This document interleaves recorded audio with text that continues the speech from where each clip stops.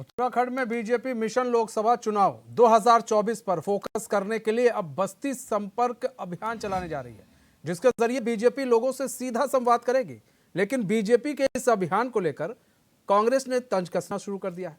दरअसल कांग्रेस के जो प्रदेश प्रवक्ता शिषपाल बिष्ट हैं, उन्होंने कहा है कि बीजेपी 24 घंटे चुनावी मोड में रहने वाली है। आगे उन्होंने कहा कि बीजेपी को तब बस्ती वालों की याद क्यों नहीं आई जब उन पर बुलडोजर चलाया जा रहा था, या यूं कहें उन पर बुलडोजर गरज रहा था। अब चुनाव आ रहा है तो बस्ती वालों की याद आ रही है।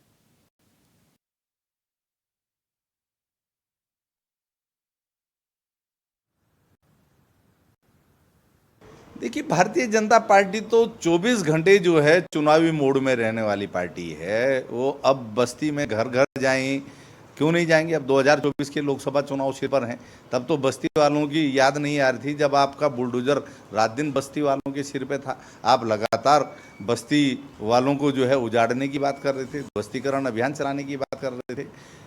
जो आप उनको घर नहीं दे सकते, आप उनका नियमितीकरण नहीं कर सकते, अब चुनाव के समय पे आपको उनको याद आ रही है। तो भारतीय जनता पार्टी का ये चाल चरित्र और चेहरा है, यही इनकी दोहरी राजनीति है। जब जरूरत होती है तो तब ये उनके दरवाजे पे भी जाएंगे, उनके पैर भी छुएंगे, उनके साथ बैठ के खाना भी खाएंगे।